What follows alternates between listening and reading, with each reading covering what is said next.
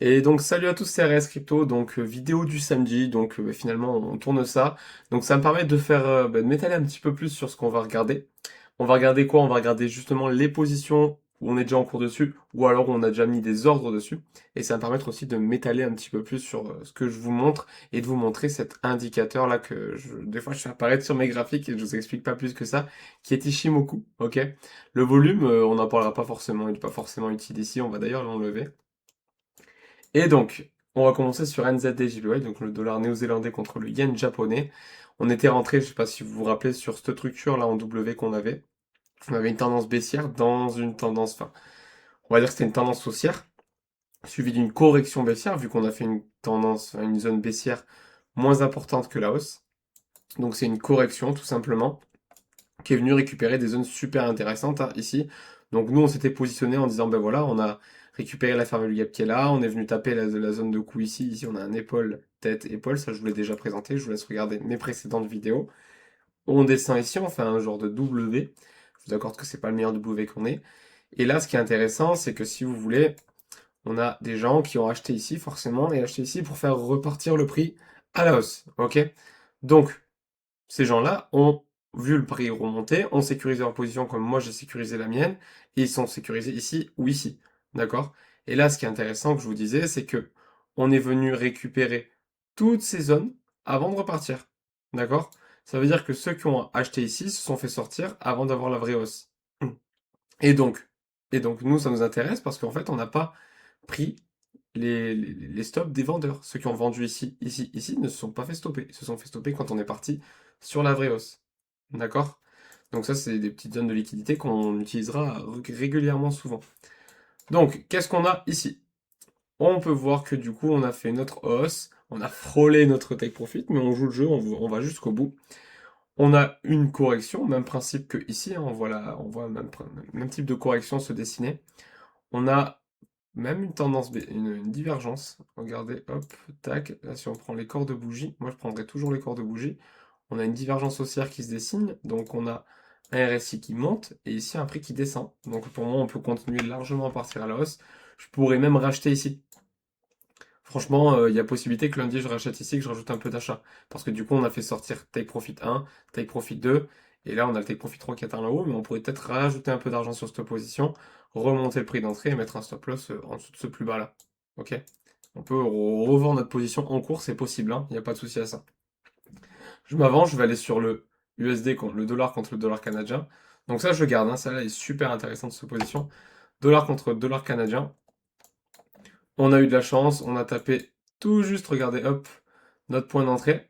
Et là, regardez, si je zoome un petit peu, on a fait une fois, on est venu chercher deux fois et trois fois, et on a pris tous les stops. Ok? Donc là, c'est extraordinaire, on a pris vraiment tous les stops, on est tout pile sur notre point d'entrée, et on est parti fortement à la hausse. Alors, est-ce qu'on a fait, pour moi, on a fait un tiers de la position. C'est-à-dire que on a fait le rebond ici, on est reparti, on a fait un breakout, le breakout, excusez-moi pour mon accent anglais. Donc du coup, on a breakout ici, ok. Et en fait, cette zone-là, si on réintègre, le fait qu'on ait fait un breakout ici, ça fait qu'on récupère ces mèches-là qui étaient d'ailleurs en equal top, ils étaient deux mèches au même sommet, ça c'est des zones qui sont souvent retravaillées. Et donc du coup, si on réintègre cette zone-ci, là, c'est sûrement pour aller encore chercher plus bas et peut-être aller récupérer ces zones, voire cette entrée-là. D'accord? Donc on peut très bien avoir quelque chose qui maintient ce breakout. Si on maintient ce breakout, on partira vers la hausse. Si par contre à l'inverse, on réintègre doucement, il y a de fortes chances de faire quelque chose comme ça, d'aller récupérer au moins ça. Et après, peut-être, si on ne maintient pas ici, d'aller chercher au moins ça. Et là, peut-être avoir quelque chose qui reparte et qui reparte. Ça, c'est possible aussi. Si on va plus bas, ben on va plus bas. Ça sera notre stop là, s'il n'y a pas de souci. Donc, du coup, qu'est-ce qu'on va faire là-dessus? Comment on va manager ça? Et bien, tout simplement, quand le marché réouvrira lundi, pourquoi j'ai un stop loss à 4,70? Non, pardon, ok, c'est le stop loss de lui. Excusez-moi, comme vous le savez, je découvre aussi TradingView pour le trading sur ça. D'habitude, j'avais l'habitude de trader sur d'autres plateformes. Donc, du coup, ici, on a 12,91 en profit, on a fait notre breakout. Si on veut bien manager le truc, on peut fermer cette entrée. Oui. Celle-ci, on va remonter notre stop loss. Tac, confirmé. Et comme il y a eu un breakout, on prendrait un peu de profit ici. Donc je fais clic droit, vendre. Mais je vends pas 3600, hein, je vends un tiers de ma position, soit 2500 environ. Ok? Allez, 2300, 2400. On va 2300 parce qu'on va pas trop vendre. Ok? Je fais vendre.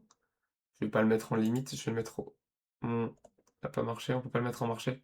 Je vais le mettre au marché, mais on va mettre sell. Donc ça, sell limite. Si on sait que quand le prix réouvrira, à moins qu'il réouvre vraiment très bas et que du coup on se fasse casser notre position, on prendra un petit peu de profit là-dessus. La position est sécurisée.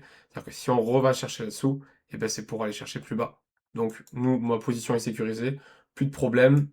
Et en plus, j'ai du profit qui va être récupéré si on touche cette ligne, que j'ai de la chance. Si la position ouvre pas trop bas, ou peut-être même qu'on peut ouvrir en haut et pas toucher ça, hein. Si c'est le cas, lundi, moi je couperai ça, hein. Je mettrai mon take profit plus haut et je montrerai un petit peu mon stop loss à la limite. Ok? Voilà. Donc ça, c'est managé pour mon dollar contre le dollar canadien. Pour moi, tout est ok, hein. Dites-moi si vous avez des questions sur cette position, prenez le temps, parce que là, c'est vraiment le moment où je pourrais expliquer. Demain matin aussi, je serai dispo éventuellement. Euro CAD, l'euro contre le dollar canadien, bah là c'est bien trop bas. On se rappelle, on avait mis une entrée beaucoup plus basse au cas où ça soit mauvais pour le dollar contre le dollar canadien. Finalement, ça se passe bien, donc on ne touche pas pour l'instant. Ok. Et pour les autres positions, on ne touchera pas, on n'ira pas voir, c'est pas la peine, tout est fermé. Vous voyez, il n'y a rien qui bouge. Ok.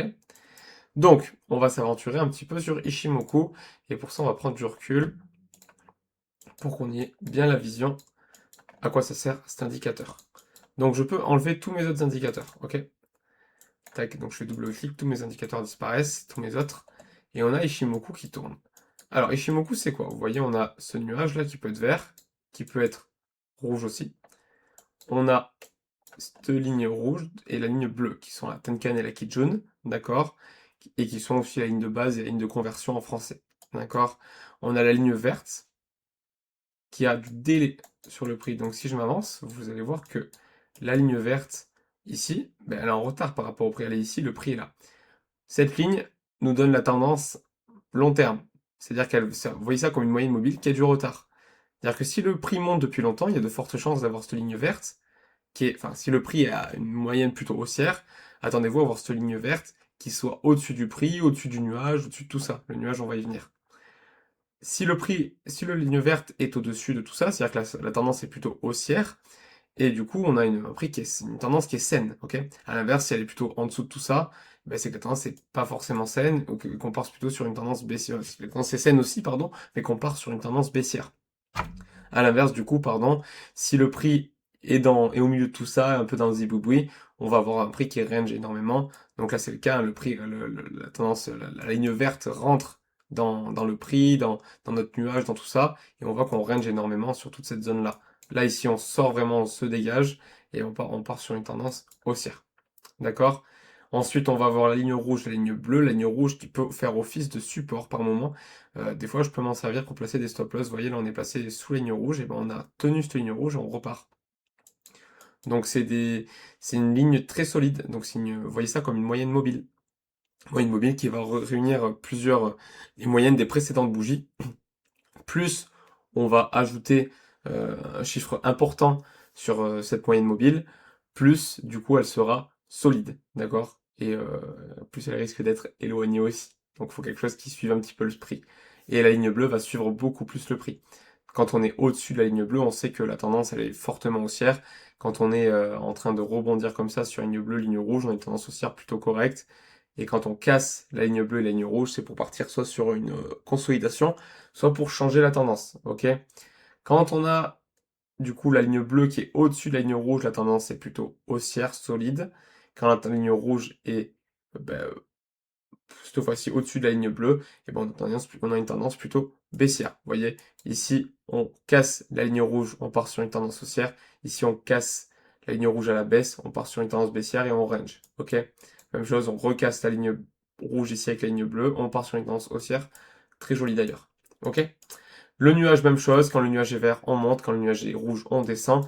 Et après, il y a autre chose à voir sur le nuage, c'est que plus le nuage est large, plus on va avoir des chances de range. Ok? Donc là, on peut voir que on est sur un nuage fin, donc la tendance est plutôt baissière. Le nuage s'élargit ici, on sait qu'on va commencer à range ou changer de tendance. Et bien, qu'est-ce qui se passe? La tendance baissière s'arrête. Et on voit que le nuage a de l'avance d'ailleurs, hein. Le nuage a de l'avance sur le prix, hein. C'est-à-dire que le prix est là, le nuage est là. Et là, le nuage est plutôt assez large. Donc, je vois quelque chose qui va commencer à peut-être ranger, faire quelque chose comme ça, comme ça. Peut-être qu'on peut repartir à la hausse, hein, mais on a quelque chose qui s'essouffle. On a une tendance haussière qui s'essouffle, c'est le mot. Ok. Si le nuage est fin, la tendance haussière ou baissière est saine, tout va bien. Si le nuage s'agrandit un petit peu, ben vous voyez là, le nuage s'agrandit à partir d'ici. Et à partir d'ici, on a fait une note plus bas. D'accord? Et après, la tendance a commencé à s'essouffler un petit peu. Tac, tac, tac, tac, tac. Et ici, le nuage s'est désépaissi, il a respiré, et on est reparti à la hausse. Ok? Voilà. C'est tout pour moi. À la limite, cet indicateur, on pourra y revenir dessus, hein. On a pas mal de choses à voir aussi, hein, quand il y a des breakouts. J'aime bien ce mot, excusez-moi. Des breakouts de Kijun et Tenkan. Ici, avec un croisement aussi, on a un fort signal haussier. Vous voyez, là, on break ici, ce nuage, on break la Tenkan, la Kijun, on rebond, on valide la ligne rouge, donc la ligne de base, contre comme un support et on repart à la hausse. Vous voyez, il y a beaucoup d'indications à voir, il faut pas utiliser que ça, hein. On peut regarder les structures, il faut regarder ce qu'on regarde tout le temps, hein, le récit, tout ça, ça aussi on les expliquera au fur et à mesure. Mais il faut se servir d'un peu tout, mais c'est un très bon indicateur et je m'en sers beaucoup, beaucoup. Voilà, c'est tout pour moi, on a fait le petit point, je vous ai présenté Ishimoku. N'hésitez pas si vous avez des questions en commentaire, je reste disponible. Je vous souhaite un très bon week-end et à très vite sur les graphiques.